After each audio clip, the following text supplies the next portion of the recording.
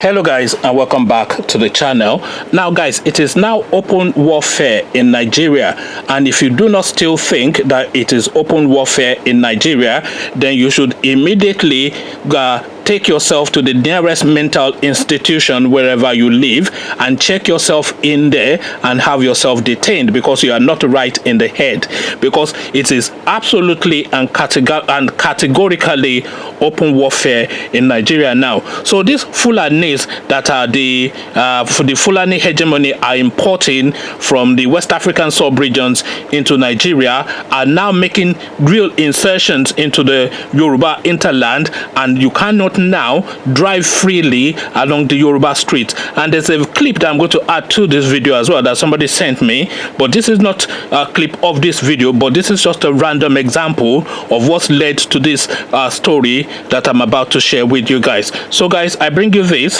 Breaking: suspected herdsmen kill daughter of Afenifere chairman Reuben Fashionroti. So that's the headline. So they are now going to the top, so nobody is now safe. And as I said, I will add a clip that somebody sent me, so you can just see that this is not just to the great and mighty, but to everybody really in Yoruba land. So again, the headline: suspected herdsmen kill daughter of Afenifere chairman Reuben Fashionroti. So that's the headline. So already you know where this storyline is going.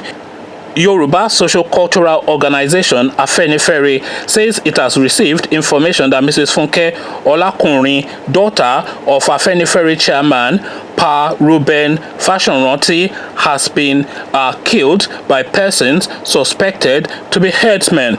The spokesman of Afenifere, Yinka Odunmakin, said the 58-year-old woman was heading to Ore Junction from Akure, Ondo State, when she was attacked and shot by the herdsmen. He said, "We have confirmed the death of Mrs. Funke Olakunrin, 58, daughter of our leader, Chief Fashionroti. Eyewitnesses' account say she died of gunshots from Fulani herdsmen who shot at her at Ore Junction in Ondo State earlier today. She was coming from Akure when the armed herdsmen came from the bush to attack her and other vehicles. Her domestic staff with her in the car also sustained gunshots. This is one death too many, and a clear we cannot take this anymore death." Olofunke is the second child of 94-year-old Fashionroti to die. The elder statesman had also lost a daughter, Bomi, some years ago. So now this 95-year-old man now is now having to suffer this. Actually, let me insert that clip that I promised you here. Yeah, it has also happened to me. Oh, if they tell me for dream, I not go believe. See tire of vehicle, see bullet. Immediately after the bridge, it was this car that was behind us. So see what happened. If the Mopo man in the car did not fire, the only God know waiting for the happen now. We don't with the hearing, we not they believe, eh? Nigeria is on fire. Oh. Nigeria is on fire. Nigeria is on fire. Can you imagine? As we just come, the guy just step out. He just stay for middle of the road. Then he started firing. He started firing. Eh? Okay. Did he shoot from inside? Yes, inside. Look at now, see. See bullets. See bullets. See bullets. See bullet. My God. Eh? As this jeep, as this guy jeep passed, the guy just stepped out in the middle of the road and started firing. We were the very next one. No, let God know now whether I know affect anything for the engine. Let me just that we were able to move out of that. Was a good, because he just faced me once. If we had stopped, he wanted to trap me down. If we had stopped, I face to face. Now, said the guy tried face, stand for road, just in the middle of the road like this, started firing. Middle of the road. Now we in front, hey now. As this jeep passed, as this guy passed, as he passed, immediately they came out. Eh?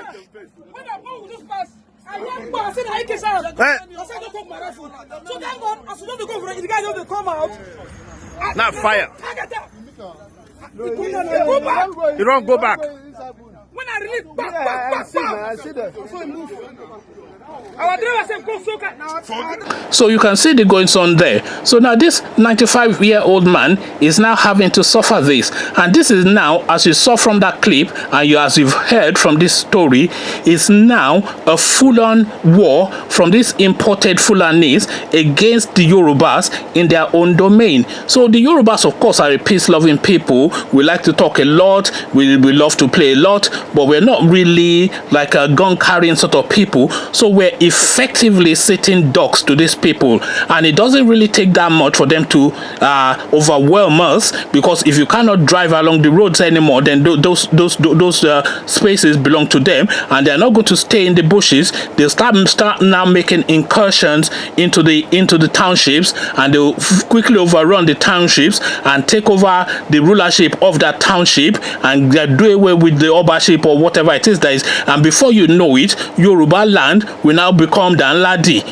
then we now have Saudana. So this is now a real a state of emergency within the Yoruba space and within the southeastern region entirely as well, because these people have completely overrun the Middle Belt, as we know, the whole of Plateau and all whatnot. We remember Danjuma coming out just about a year and a half or so ago to say the people of the Middle Belt should protect themselves, so nobody is going to protect them. So if the Middle Belt have to protect themselves, and they are more akin to the Hausas than we are, so if they are abandoning them to be ravaged by these Fulani people, then we'll be tied to the Yorubas really. So now the very top is where they have gone to do this thing now. But what will Malam Buhari say? Will say, oh, these boys are just rascals, we'll round them up. But in the 4 years that he has been there, going on 5 years, not one Fulani man has been prosecuted, even though over $20 billion has been allocated to this particular matter, and they will come out and say no stone will be unturned, we will hunt them down. They've been hunting them down since 2015,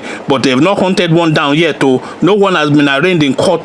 There's no one that's been paraded to say that this one has been caught, not one, in spite of the $20 billion odd that they spent on this particular matter. So now this is now a real state of emergency. So this is why I started off that if you are of the mind that the Yoruba state is not, or the southern regions of Nigeria is not in a state of war, then you need to check yourself immediately into a mental institution and have yourself detained there, because you are clearly not right in the head.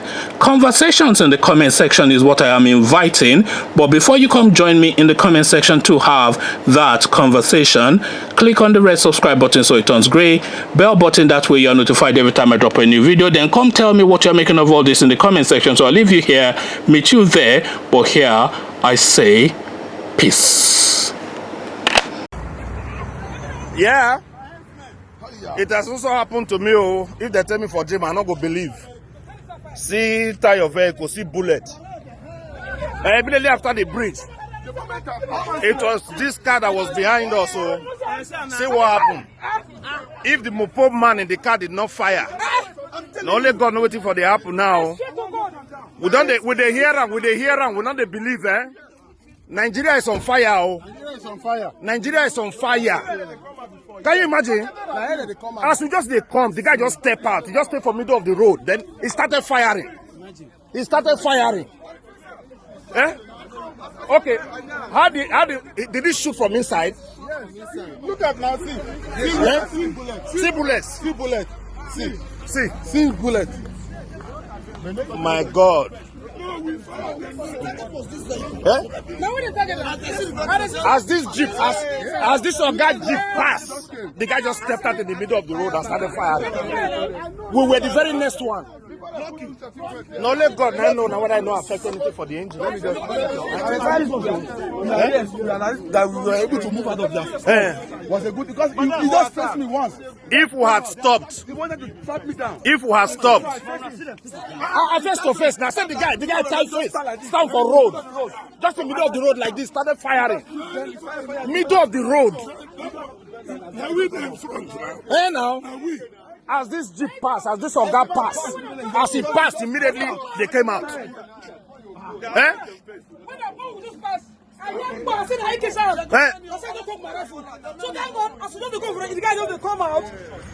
Now fire. You don't go back. when I release, I see that. Before I move. Our driver said, go so now.